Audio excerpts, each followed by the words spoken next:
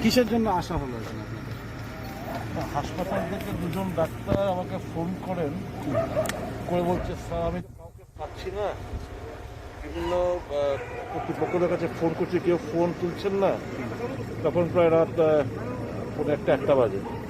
তো খবর পেলাম যে মানে আমাদের যে সেন্ট্রাল অক্সিজেন যেটা, ওটা প্রেশারটা নেমে গেছে, দারুণভাবে নেমে গেছে, এবং যারা ভেতরে রোগীরা প্রচণ্ড শ্বাসকষ্টের মধ্যে দিয়ে তাদের হচ্ছে সাফার করতে হচ্ছে। তাৎক্ষণিক আমি ওই রাতুল নামে একটি ছেলে, যে আমাদের এখানে ইঞ্জিনিয়ার, ঈশ্বরের কাছে প্রার্থনা করে যেন মোবাইলটা সুইচ অফ না পাই, করে ফোন করেছি। ফোনও ধরেছে, কিছুক্ষণ রিং করার পর ফোন ধরেছে। আমি বলো রাতুল ইমিডিয়েটলি ড্রেস করে গাড়িটাকে সোজা চলে এসো, জিবি যেতে হবে। জিবির অক্সিজেন যে মেন সেন্টার, ওখান থেকে যে মেন অক্সিজেনটা যায়, ওর প্রেশার নাকি কম। ডাক্তারবাবুরা ফোন করছেন, রোগীরা ছটফট করছেন, যেতে হবে জিবিতে। তো তাৎক্ষণিক আমি ড্রেস করলাম, ও বেরোলো বাড়ি থেকে গাড়ি নিয়ে। আমি বিদ্যুমন্দির ওয়েট করলাম, ওকে নিয়ে আমি সোজা চলে আসি। তারপরে টেকনিক্যাল আসপেক্টগুলো ও ভালো বোঝে, ও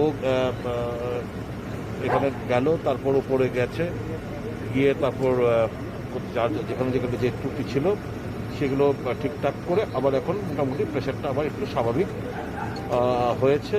এবং তো ফিলিং সো গুড দ্যাট মানে রাতুল ওয়ার্ক ভেরি নাইসলি, এবং পেশেন্টদের যে কষ্ট হচ্ছিল অক্সিজেনের অভাবে, তার থেকে মুক্তি দিয়েছে। আচ্ছা, আপনি এসে কি বন্ধ অবস্থায় পেয়েছেন?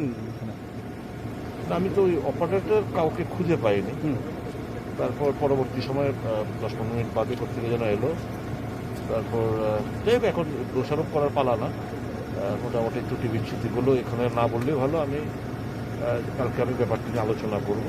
আচ্ছা, এর আগে আরেকজনও একটা পেশেন্ট পার্টি অভিযোগ করেছে নাকি অক্সিজেনের অভাবে একটা পেশেন্ট মারা গেছে, সেই বিষয়ে আপনার কাছে কোনো খবর আছে? সে অভিযোগ তো কনস্ট্যান্ট পাচ্ছি, আপনারাও পাচ্ছেন, আমরাও পাচ্ছি। সোশ্যাল মিডিয়াতে দিচ্ছে, পত্রিকার খবরের কাগজে পড়ছি, ইলেকট্রনিক্স মিডিয়াতে দেখছি, ভুরি ভুরি অভিযোগ তো পাচ্ছেই। তার ভিতরের যা খবরাখবর, কোথাও না কোথাও আমাদের একটা ঘাটতি রয়েছে। We are working on that.